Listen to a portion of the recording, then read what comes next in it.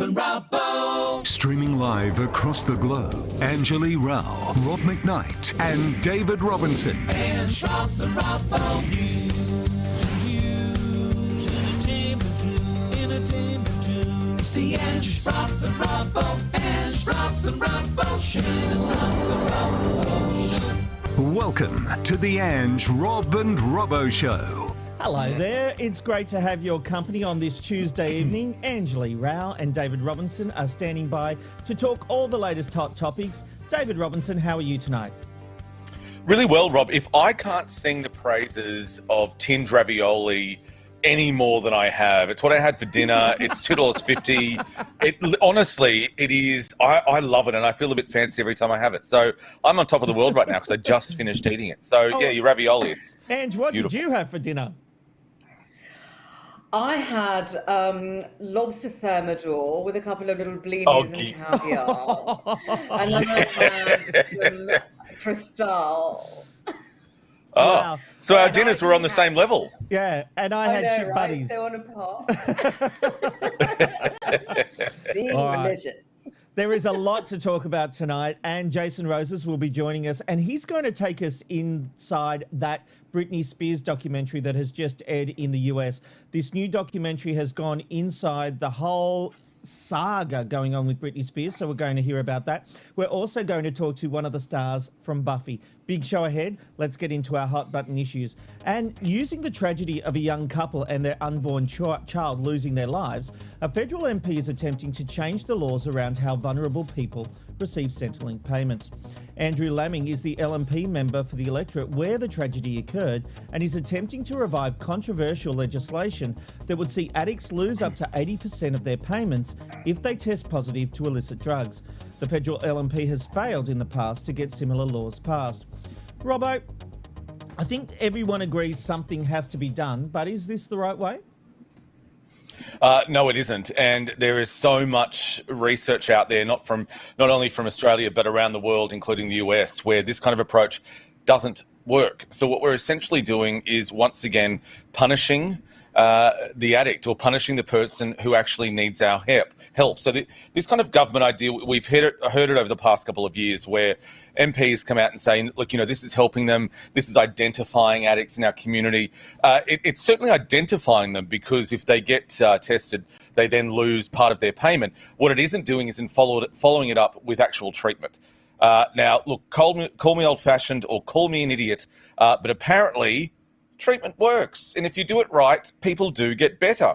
But this idea of saying we're just going to take your money away, and then what we'll do is we'll see if you can come in for some treatment and things like that, it doesn't work. It is such a silly little way of trying to deflect the fact as we start in any kind of Centrelink payments haven't in, I think, over 20 years. This doesn't help anyone, but it's just, once again, the LNP government kind of coming out saying, well, we're trying to help them, when if you scratch the surface, there's no substance to this policy at all. And there are people who think a hard line needs to be taken against people if they're getting government money and government handouts, that they should have to abide by the law, and drugs are illegal. Absolutely. And I would be one of those people 100%. I do absolutely agree with Robbo that it isn't just about, okay, here, have a welfare card and you'll be just fine. It needs to come with all sorts of other things like, access to employment, training, counselling, medical resources, all of that.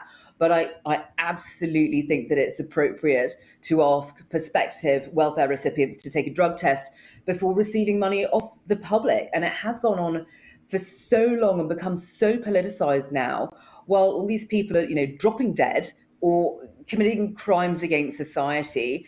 And now with JobSeeker that we've had for, a year in this country, that's handed people an extra $8,000 since March. And, when you have an addiction, where do you think that money is going? I think that, with any source of welfare, any welfare system, it's got to be, a policy of mutual obligation, not just the public going, oh, sure, just take my money and put it in your arm. It's there has to be some sort of, quid pro quo here. And I know that sounds very simplistic. I've never been a drug addict, of course, but I am a taxpayer. And that's why I think for sure people need to be held accountable for that. I do see the issues with it, as in, say somebody turns up to Centrelink, needing benefits. How's the staff there necessarily going to know how to spot a drug user? There are plenty of high functioning addicts. Yes, look, I agree with what you're saying there, Angela. I think it's that classic case. If you're a taxpayer, it's almost like when people say when you rent, renting is dead money. You just keep putting money back into this big bucket that doesn't go anywhere. And that appears to be, and it has been the case since, the dawn of time, that if you've got addicts and people like that who need help, there's no actual money going to where they need to go. So I agree with you that something needs to be done. But it's this classic case of, yes, we can tell addicts, look, you need to get help. You need to not, use this money for illegal reasons. Yes, I get all of that. The problem is the government hasn't stepped up on the other side. And we all have a responsibility to people who are down and out. No one wants to be an addict. But for the government to say, look, we're going to take away your Centrelink, but there is actually no support services, or the support services on the other side are just weak as piss, then I struggle then to go with on this side of taking payment away. Obviously, I'm a big believer in you should absolutely feed your kids before you feed your addiction. That's just not the case, okay? So that's exactly what an addiction is. It overtakes your life. But if the government's going to start saying we're getting tough on this, we'll get tough on the treatment. Australians are some of the highest users of illicit drugs in the world, and the beds in rehab and things, they're just not there. So if you're going to speak the hard line on this side, government, you need to absolutely have the solution ready to go. And the solution is, as I said before, piss week. I have the solution. Absolutely. Robbo. I have the What's solution. that? Yes.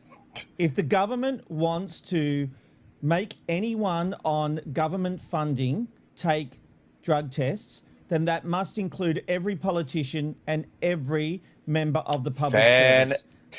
They all get public money. Yeah, I'm all for that. I don't mind They that. all get public money. Yes. So let's put every politician under the drug test, because let me tell you, not all of them would pass. And that is a fact. Yeah, I'm down with that. I'm down with that. Oh, there we just solved a world problem like that. You did, Rob. Very good. That's done. Not for the first time and not for the last. I'm here to help. Now, look, remember, if you are struggling, there is so much help available. Please contact the Alcohol and Drug Foundation on 1300 858584 or Beyond Blue on 1300 2246 36. Let's move on. And it may have been haunting Channel 10 and the project for the past week, but it appears the ghost of that controversial interview between Waleed Ali and Aritia Lumumba has been exorcised. The interview's resurrection from 2017 became the catalyst for an apology from co-host Peter Hellier, and many pressured Ali to do the same. Just to bring you up to speed, here's some of that interview from 2017. Well done, Waleed. I know it's a tricky interview because you didn't have Collingwood side of the story because they wouldn't go on the record, but Heredia has the opportunity to become a really strong, significant voice in the battle against racism with the AFL and Australian sport. My thing, it'd be really helpful if we heard more detail, specifically with the nickname. Like you said, we tried to reach out and we can't find anyone who would speak to us who knew of that nickname over a playing career of 10 years. And if we hear, even if you have to name names, if we take us into your experience, paint the picture so we understand it more. Because if you don't do that, then it sounds like you're smearing an entire club. That was actually the aftermath of the interview. During the actual interview, Waleed Ali challenged Lumumba many times over his claims that the club had used that term of chimp. But so far, the Gold Logie winner has refused to apologise, but the network has quietly removed the interview from its websites. Now, this is interesting, Ange, because is this just rewriting history and hoping uncomfortable subjects like this just disappear? Or should the project take ownership of this, talk about it? This seems like they failed Digital Media 101 by trying to delete it off the internet forever, because nothing is ever deleted off the internet forever.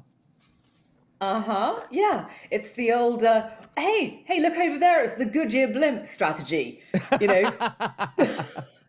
Quietly removing it is basically the biggest noise that 10 could have made in bringing it even more attention. The story was almost a week ago, and that's a long time in news. Yeah. No one was talking about this particular thing anymore, and that's a really good thing, because what Aritier was trying to get out there in any case was so much bigger, and then it became all of the focus on this interview and all, oh God, let's all fall on our swords for something that was said 4 years ago. I think, there is absolutely a way that the project could have done this in a much more dignified way. You can address such things without falling prostrate on the ground and, begging for forgiveness. And I also think, unfortunately, also that Waleed, as an individual, will be blamed for this, for not apologizing when Peter Hellier did, when I think it's fully down to 10's spin machine. And he wouldn't have had any say in, or maybe even known about the fact that it was being taken down in the first place. But here we are all talking about it again because they took it down. If they'd have just addressed it, and there are perfectly decent, respectful ways to do that without going, oh, woe is me, oh my God, I said a terrible thing 4 years ago. For God's sake, there are so many better ways to go about it. And it's out there somewhere. Oh, of course, everyone's got a recording of it. And here is my issue. If Waleed believes he did the right thing and he stands by the interview, and we had a discussion on this very show about the importance of journalists asking tough questions, he should go on the project and say, I stand by what I did. This is why I did it. This is why I stand by it. If he looks back in hindsight and says, looking through 2021 eyes and knowing what I know now, I think I went too hard. To me, that's a win-win for the project. There's either Absolutely. him standing his ground or accepting that he made a mistake. For sure. And, we discussed this a few days ago as well, Rob, that, 4 years ago, it was a very, very different time to how it is now. Rightly or wrongly, everybody's checking themselves on, what they may have said or what might have been perceived to be something wrong. Oh my God, did I say that? Was that bad? Because now, since Black Lives Matter, everything has changed.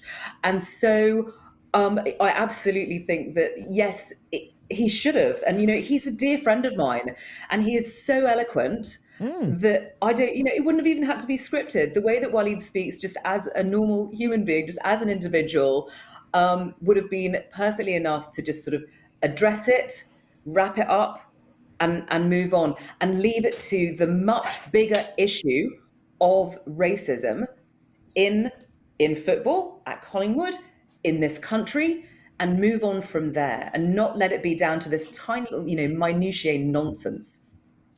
Robert, I want to ask the flip side. Is this the project simply saying, yeah, we're not proud of that moment, let's just take it offline, let's this not be the issue, racism is the issue, us asking a few questions should not be the issue? Yeah, but I think you had it right at the beginning, Rob, where, if you take it off without actually acknowledging it, it makes it worse. And Ange, you made the same kind of point. Who does this right and who has done it right is Disney. We've spoken about it on the show before. They're not going to take, those kind of sketchy kind of scenes out of Dumbo or Peter Pan. They're not taking them out, but they're just putting up kind of a disclaimer saying this is what was happening then. This is why we're including it now to extend that conversation. If they don't want to extend that conversation, that's fine. But I think, a bloody kangaroo in the outback would know that if you just take this off air without actually acknowledging it, then it's going to create an issue. If they, I really hope, I truly do, that in that production office or, in the building, I hope that no one thought that, oh, no one's been speaking about it for a week. If we just delete it, no one will notice. If that's, and I'm not going to go on record and say that didn't happen. I reckon there's a high chance that they've waited a little bit and then took it off and just hoped for the best. And we all know that doesn't work anymore. I would have liked to have seen, we've taken it off air. This is what we've learnt from it. This is how we're going to move forward with that kind of interview or that kind of question, and just own it, because you know what? People would have loved it. They would have just, it just would have, that's when it would have fizzed out and gone away, because it'd be like, oh yeah, they're woke and they've taken responsibility and they've acknowledged it. This kind of sweeping under the carpet is just so silly, and they're getting everything they deserve now with this, with more negative press. They're getting everything they deserve. Yeah, look, and there's tremendous power in admitting things and acknowledging and owning, Robbo, as well. And what they've done, absolutely, looks weak and pathetic. Yep. I agree with that. And Robbo, you mentioned about warnings. We watched Timon and Pumbaa the other day on Disney, and it came up with a warning about the insensitivities. So that was a bit shocking. Really? Has that got a warning? Yeah. It contains stereotypes and racial vilification, and I was just like, Timon and Pumbaa? Wow. Okay, let's move on. Because it appears this is the new obsession for the New South Wales government. Have a look. Speed, give me what I need. Yeah, what I need. Let's speed on speed, wheels on wheels. Speed, I'll let it bleed. Yeah, grease lightning. Speed on speed, wheels on wheels. That's Robbo getting a bit creative there. Look, though I like it, I'm very fond of it. I just like to call out creativity when I see it. All right, new laws have allowed for speed camera warning signs to be removed, and motorists aren't happy. Previously, signs had to be placed 250 metres before and 50 metres after a speed camera, but now that's no more. According to 9 News, fines have more than tripled, surging to record highs. The laws were introduced after the Monash University Accident Research Centre estimated that between 34 and 43 lives could be saved every year. Robbo, the government is often accused of revenue raising, but this data, does it support their position? Absolutely, it does. Look, I'm so sorry. I'm so sorry that motorists in this country have been, had their little nappy put on a little dummy and just getting a little bit of a touch on the dates if you do something wrong. What an absolute nursery rhyme we've been living in. We know that speed kills. Speed is one of the biggest killers on Australian roads. There is no denying it. So we've been really lucky in this country because for some reason in the early legislation, they put in saying that signs should be brought up.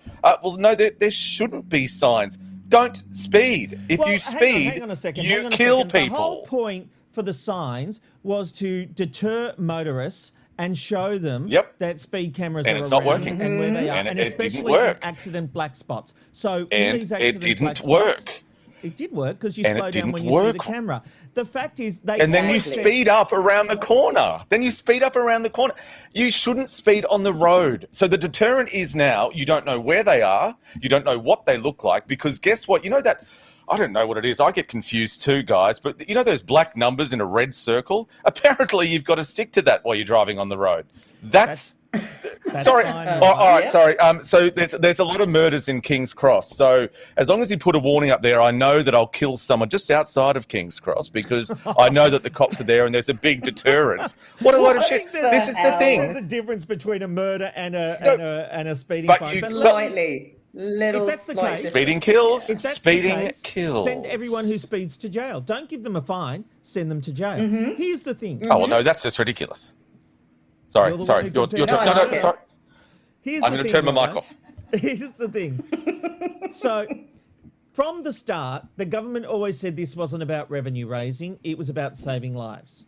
So now they're making 3 times. So what is their agenda here? They're getting rid of the signs so that they get more fines. Just be honest and say, we are raising revenue. But if you speed and get caught, that's on you.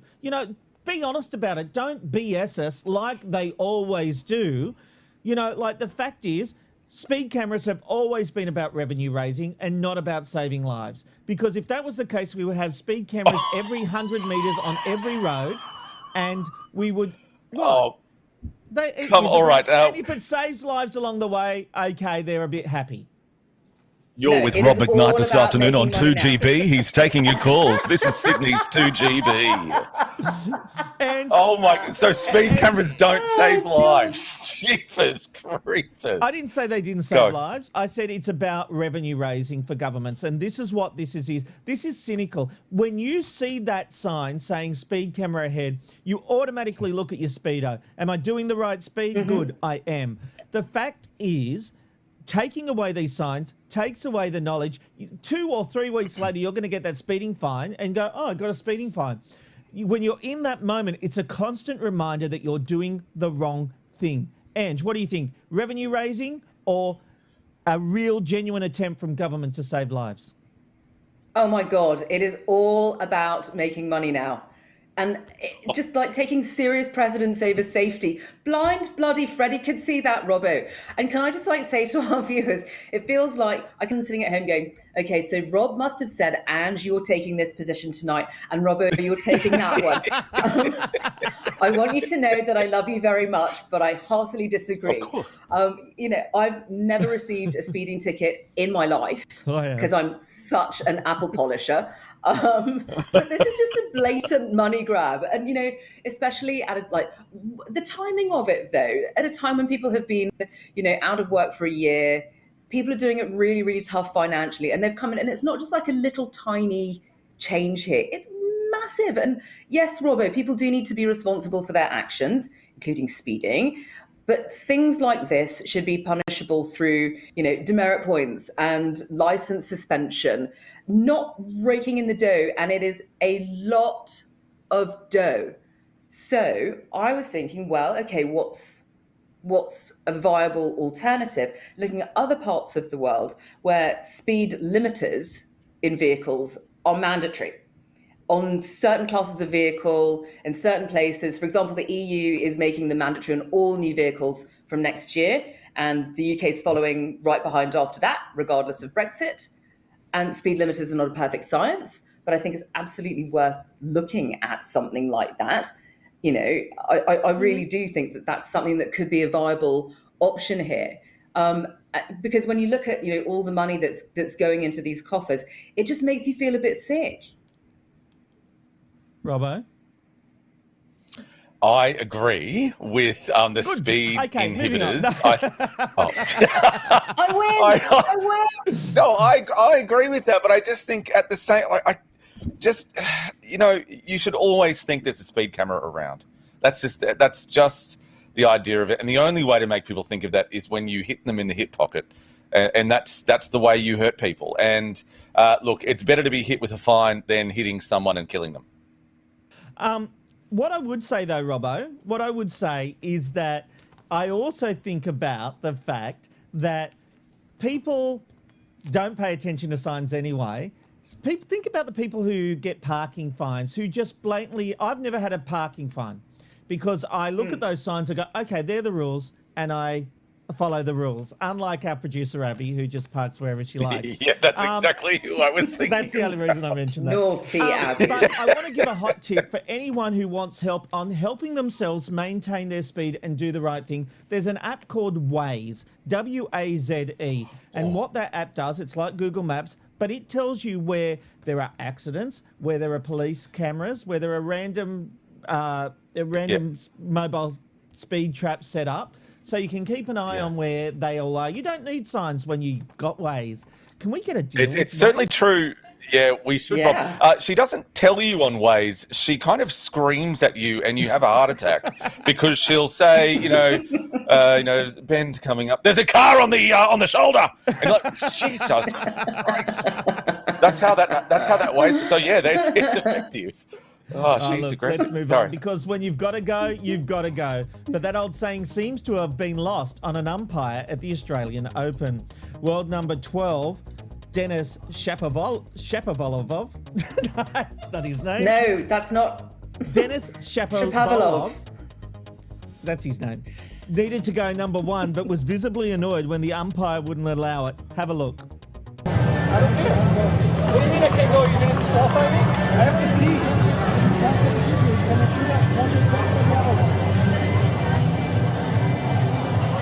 I'm gonna piss my pants.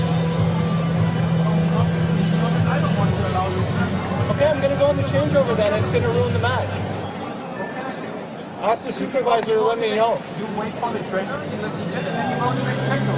I'm gonna piss in a bottle. Why not? Check with the video because By the time he comes, I would have been already back. but this is probably a good idea. So what, you guys are not allowing players to piss? No, but I don't understand this rule. You don't want to get the point. You just go to the trainer, or you can go to the I understand, but you can start my physio time. I don't care.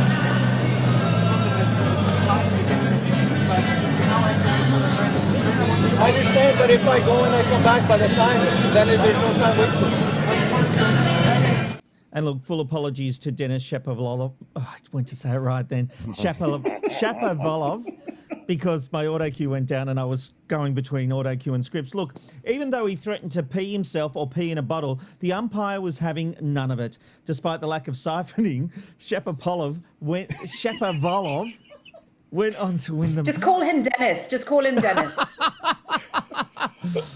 Do you know what? I've had so many names thrown at me tonight, and Dennis was the one that I actually even went and Googled it, but then anyway, Dennis went on to win the match. So, Ange, this is top level sport. There are rules here.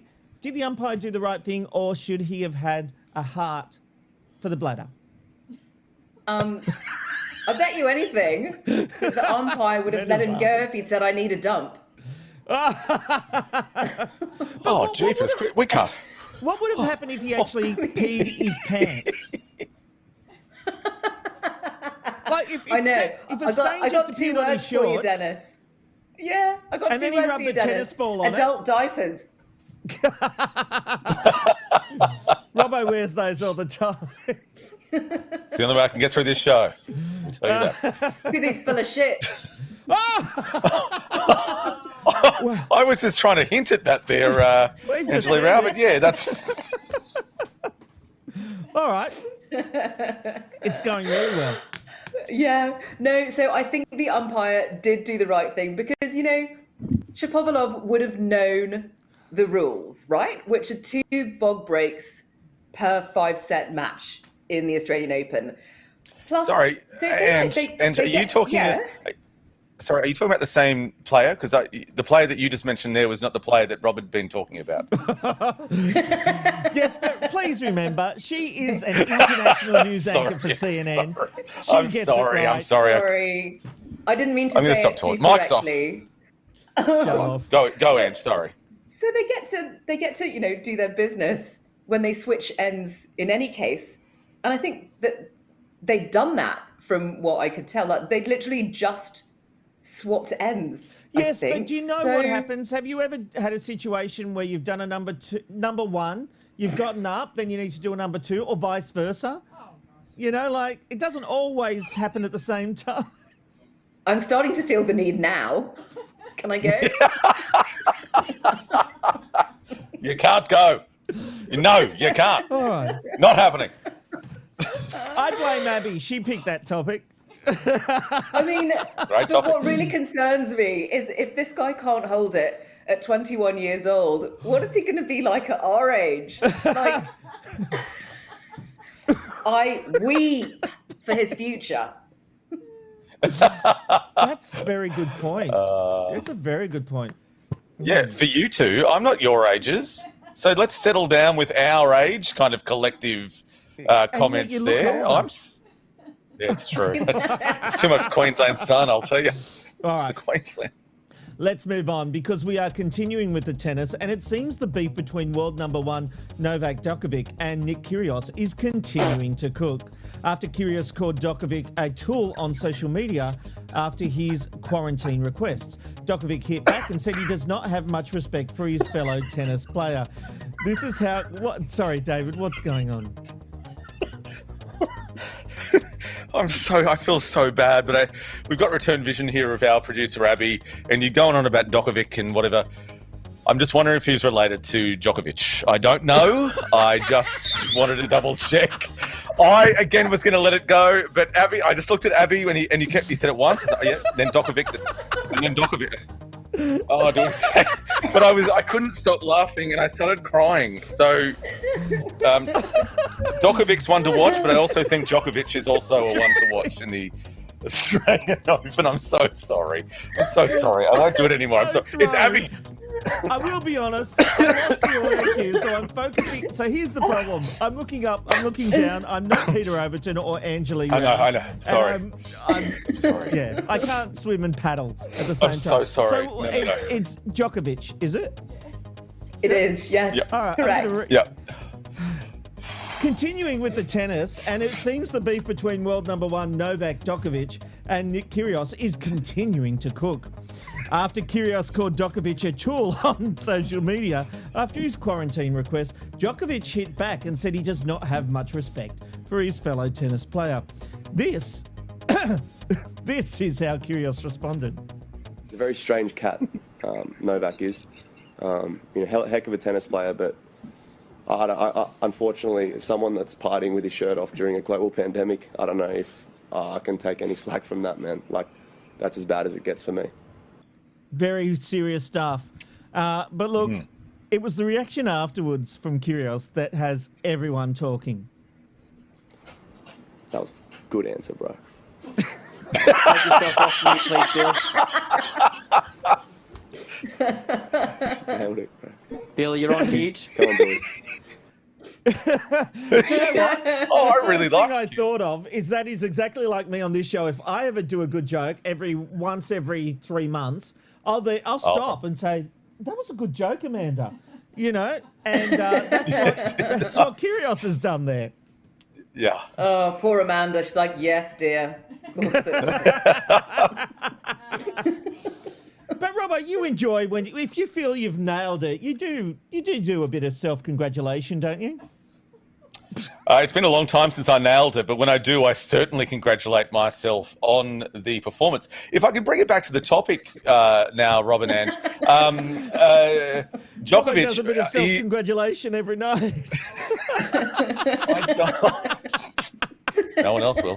But with Djokovic, though, he's right, because remember when we were deep in COVID, Djokovic actually created a tennis tournament in Europe where both himself and a whole handful of players caught COVID-19. Now we've got this guy, and Kyrgios is right.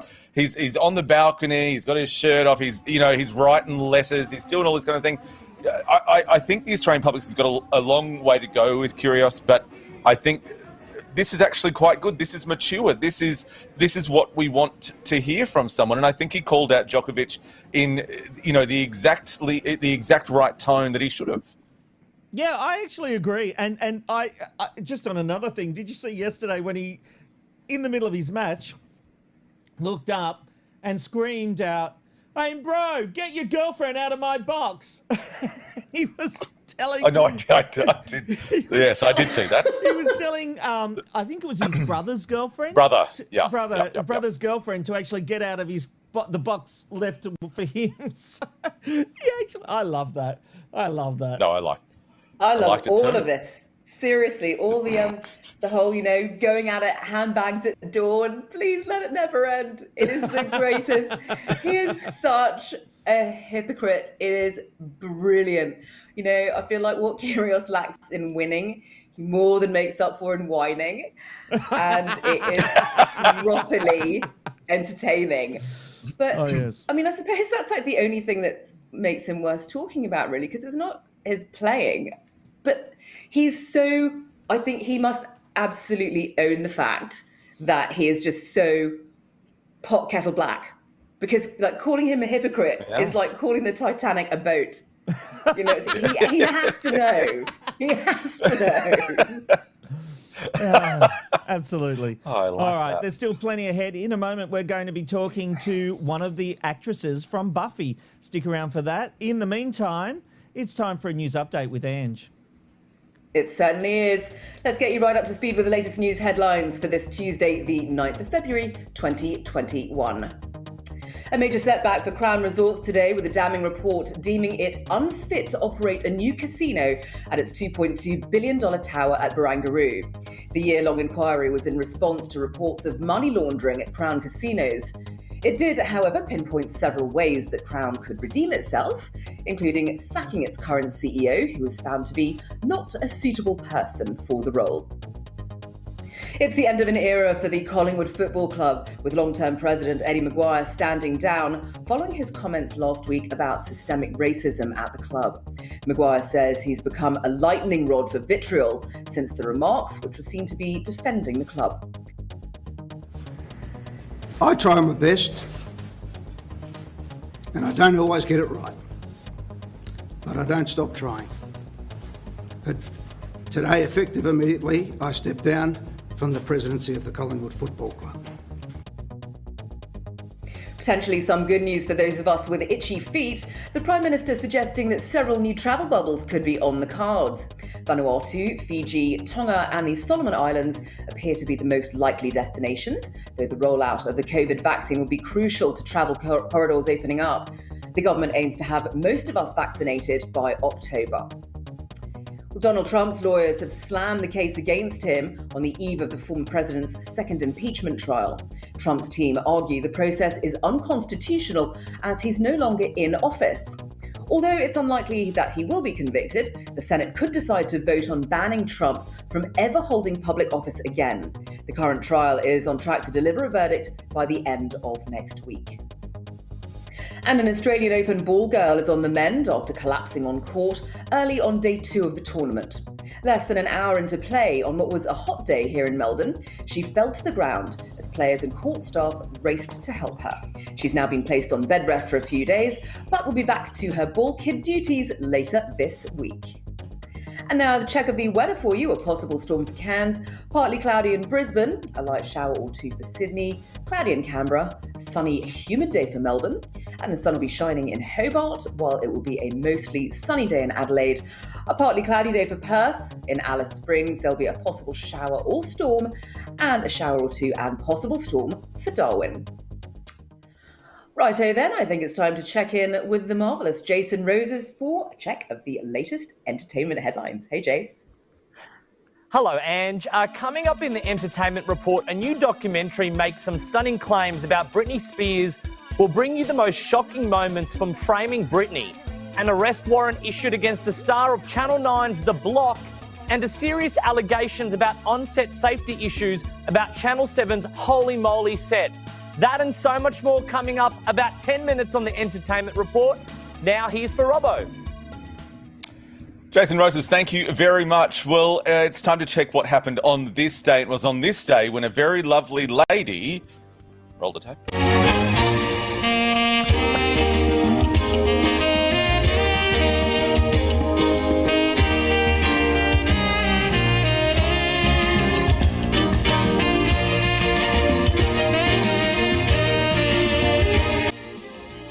Now, that is not a fan edit. No, it is not. I didn't know this even happened. The Brady's premiered on CBS on this day in 1990. The reboot of the classic show didn't last very long.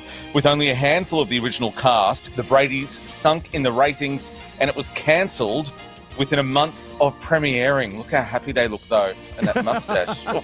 It was very, very Marsha. Yeah. Oh, my goodness. At least Alice came back for that. Also, it was on this day in February 9 when The Simpsons celebrated their 167th episode, making them the longest-running animated series in cartoon history. The series has now clocked almost 640 episodes. The main cast of the show each take home $300,000 per episode. Oh, that's so little. That's nothing compared to what we take home on this show. And isn't that true? There's The Simpsons there. What a wonderful thing.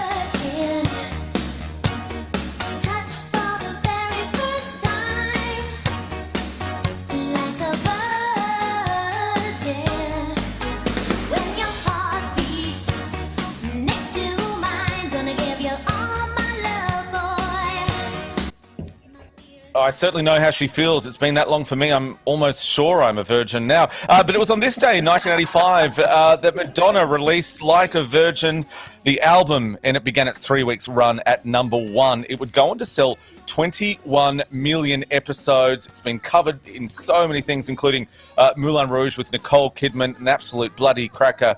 And pretty much what I sing every single morning that I wake up and every time I go to bed at night. Robert, back to you.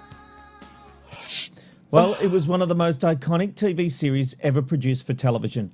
Buffy the Vampire Slayer introduced us to a range of memorable characters, none more so than our next guest who played Drusilla. Take a look. Look at me, dearie. Be in my eyes. Be in me.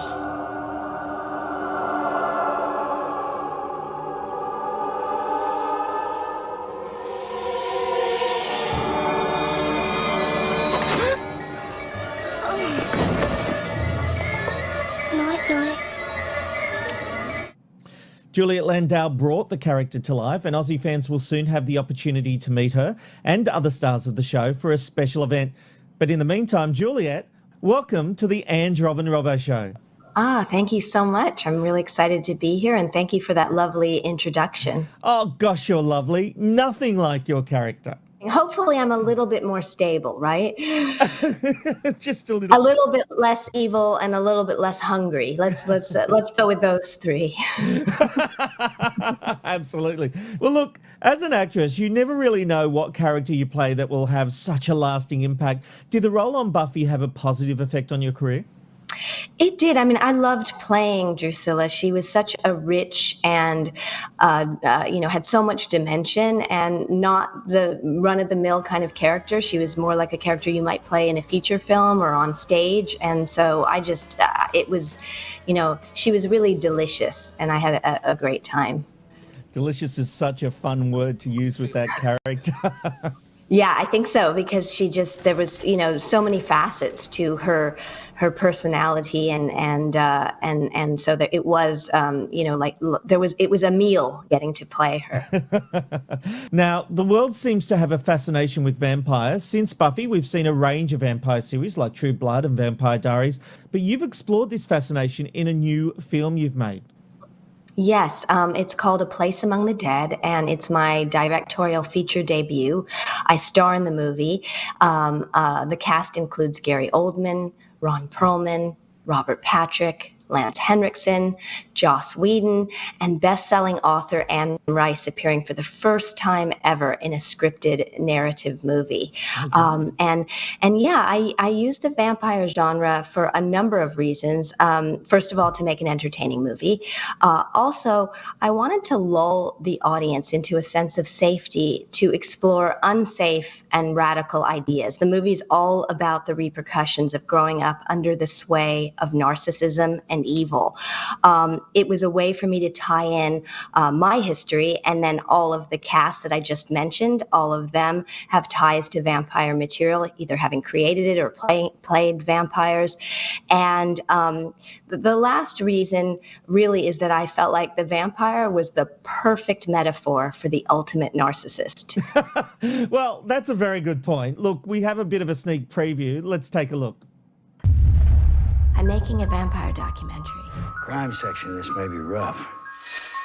The only thing I know for sure is that he is a detailed and meticulous psychopath. You have this way of taking things to the edge. It's important not to get too close to the flame. Leave it alone. I mean, you're like a dog with a bone with this thing. Just cut and I'll talk to you.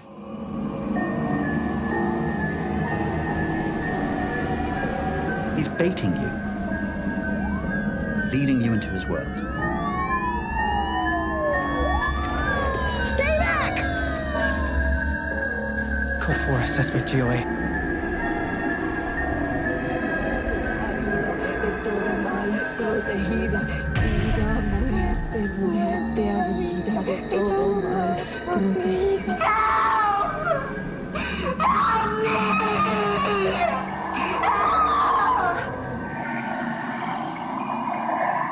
I'm gonna stop you. I'm gonna vanquish the evil in you. Give up. Let go. Let go of your strength. That's my baby.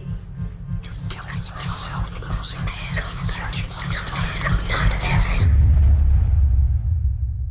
A place among the dead. So, Juliet, why did you want to make this film? Well, my husband, Deverell Weeks, and I co-produced and co-wrote the movie, and we both come from this kind of background. And we wanted to make a movie that we hadn't seen before and tackle something that hasn't been tackled in film and really isn't talked about in society as a whole. But there is a yearning for it, and that is changing. I mean, narcissism is the subject of our time. If you type in the word into a search, the numbers are astounding. There are 9,120,000 YouTube videos on the subject. Wow. Google has 70,400,000 results. And when you type in psychological abuse, it has 188 million Google results. Of course, Dev and I, with our movie, we're getting at this through art and entertainment. Now, look, there's a fantastic event that takes place around Australia each year called Supernova, and you'll be showing your film on Saturday at a special online event. Yes, on February 13th, I'm so excited to be working with Supernova, and they're hosting this special event. It's worldwide, so people outside of Australia can also come and be a part of it. We're going to be streaming the movie where we can all watch it together. We're going to be having a film Q&A and then an interactive Zoom with the audience. And we've been doing these, and they are so profound and powerful. The Zooms have been going on for 4 hours. Well, look, I know these Supernova events, and they are absolutely brilliant. For more information and to get your tickets to the online event on Saturday, just go to supernova.com.au. I really can't wait to watch this film. It's right up my alley. Juliet, thank you for joining us tonight. Thank you so much. Oh, yeah, absolutely. Thank you so much. And if you're available on the 13th, let Lionel know, and I can arrange a complimentary ticket so that you can come and be a part of the event. Now, I would not be one to abuse my position, but the answer is yes. Yes, make that happen. Yeah, I can make it happen. Okay, so I'll tell Lionel, and I'm looking forward to seeing you there and talking about the movie with you after you've had a chance to view it when we're all watching together. Okay, I'll be there. So get your tickets at supernova.com.au. Juliet, thank you so very much. Thank you. Okay, bye. It's the Random Life Shot of the Day. Where are you going today? You never know where you'll end up with the Random Life Shot of the Day. And today we're taking you to Renkum in the Netherlands. This town originally held 6 paper mills, a potato starch flour factory, a brewery, and not much else. Now it boasts a population of over 31,000 people. And those people are in for a chilly day this Tuesday with a top of just -6 degrees and a bottom of -11. Let's get to some feedback now here on the Ange, Rob and Robbo show as we check out what you're saying about the show tonight. Mary says, I just ate a whole bowl of ice cream with ice magic, groans with full belly. Oh, ice magic. We used to touch it. People. Yes, it sure did. Matthew says, we had... I don't know what that emoji is there. I'm concerned about it. But we had that with jam, peanut butter, honey, and ice cream toppings for dinner. That's a fun, Jeepers Creepers, that's a fun dinner, Matthew. I've got to get the recipe from you for that. Next up here on the feedback, just waiting for Rob to click the next one. The button. There we go. Jan Murphy said, did anyone hear what Rob had for dinner tonight? Rob, we didn't hear what you had for your tea tonight. You What did you had a have? chip sandwich. You had a chip butty. A chip butty. Pay attention, Robbo. So you make bread, you put lots of butter on, and you put chips in between, squash them, the butter drips out all over your mouth as you're eating. Oh, and just quickly, while I've got a moment, make sure you check out Rob's new podcast, Mansplaining, with Rob McKnight. He'll let you know everything. I've been too mean to you, so I feel bad. I'm sorry. Claire says, currently indulging in similar ice cream, chocolate topping, banana, and unicorn sprinkles. Where do they come out of the unicorn? I don't know, but we're going to continue with feedback this evening. Jason says... Unicorns poop sprinkles. That's what it is. That's where they come from. And so good because we're crossing tonight to Rectum in the Netherlands. Don't want a speeding fine. Here's a life hack. Don't speed. Simple. Jason is a man after my own heart. That's the way you don't get caught. That's the way you don't get in trouble. Just don't do it. Robbo sounds like Muttley laughing. Yeah, I do get a bit of a wheeze. Yeah, that's true. That's an old cartoon throwback there, Cameron. Mary says, speed doesn't kill. It's the sudden stop that kills. actually my bad. Oh, Mary, I'm going to have to pre-read yours now after that, darling. You are on a suspension. I'm going to pre-read before I talk them. Claire says, and showing up Rob in pronouncing tennis player Dennis's surname so smoothly. She is a smooth operator. Claire, there's no doubt about that. Jason says, mic drop, Ange, poop. I hope that's the only thing that you want Ange to drop there, Jason. If you want to share your feedback on the Ange, Rob and Robbo show, simply head to Twitter, Facebook or Instagram and search the ARR show. Robert? Thank you very much, Robbo. Well, it's time for a hit of entertainment, and for that, we bring in our good friend Jason Roses. Jason, hello, my friend.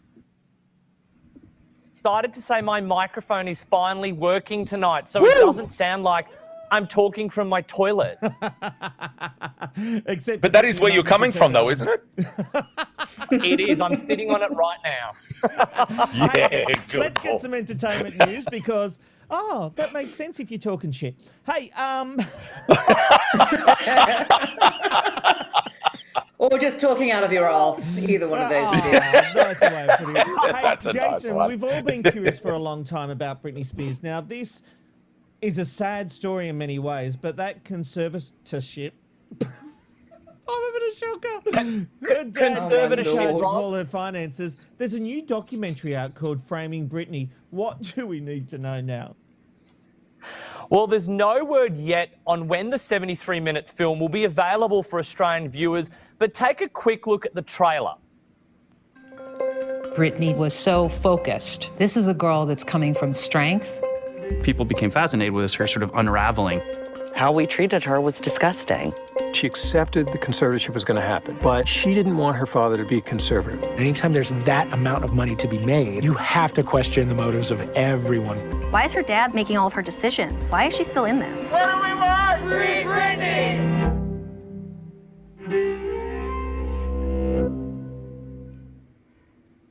The documentary details how an arrangement originally put into place when Spears was clearly experiencing severe mental distress has now morphed into something very different. In January 2008, Spears' father, Jamie, who was the documentary paints as a bit of a distant figure, became her conservator, taking control of her business and financial decisions. It's a drastic legal arrangement usually employed to help care for those who are severely mentally incapacitated. With that arrangement in place, Spears' life turned around remarkably. She released a new album in 2008, and by 2009, she was embarking on a world tour.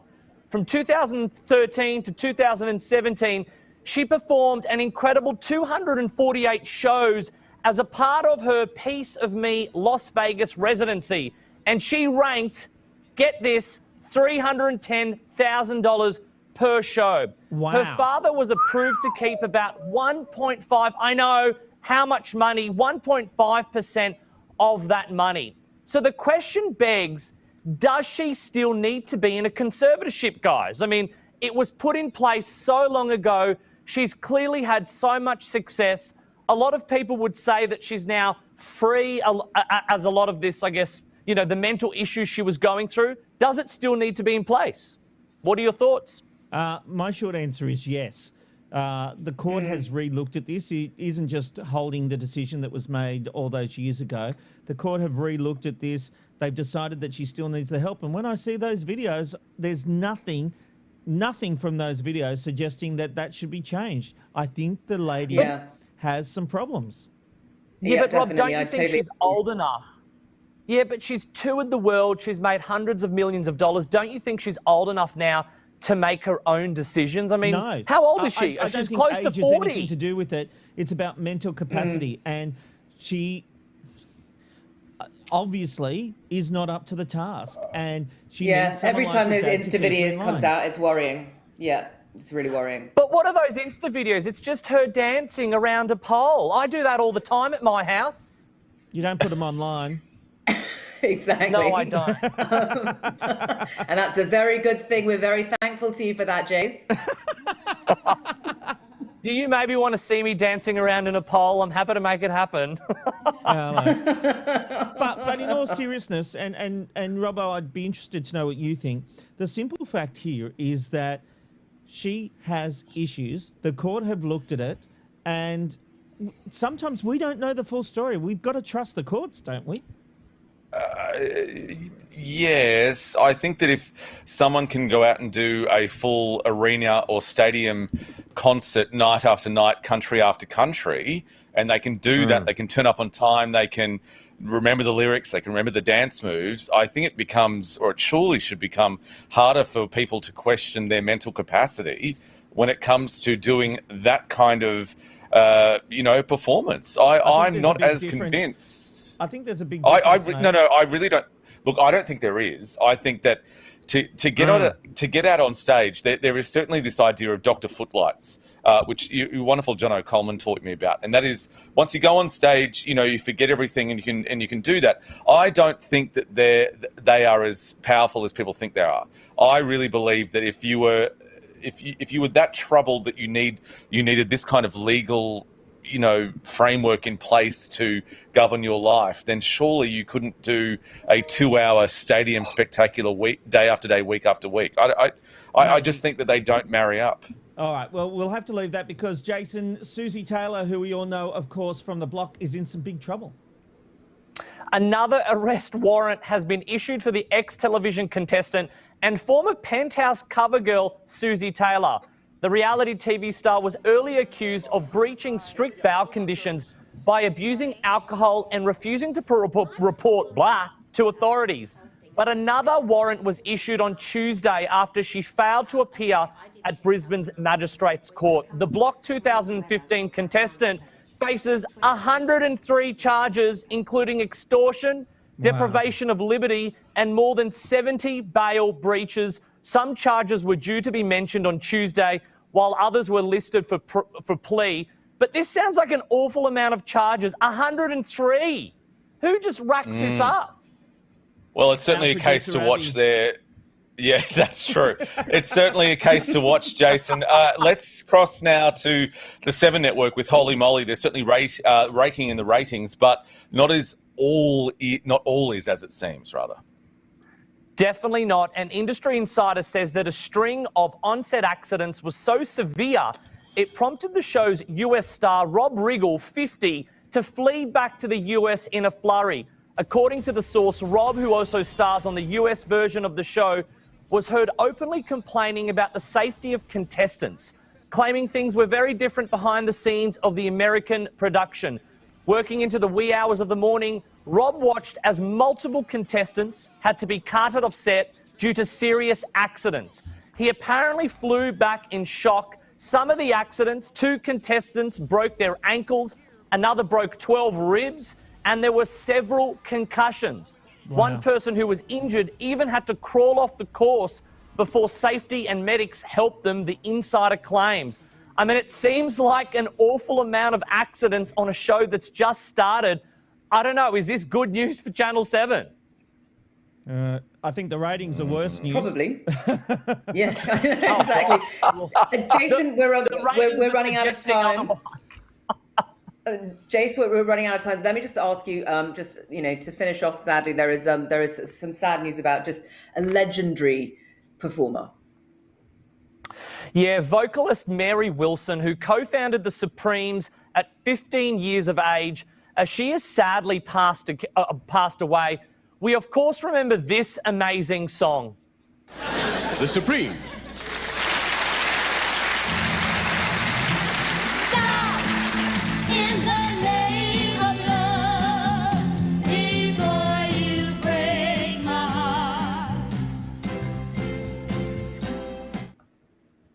I love that song. Wilson's longtime publicist, Jay Swartz, reported that she died suddenly.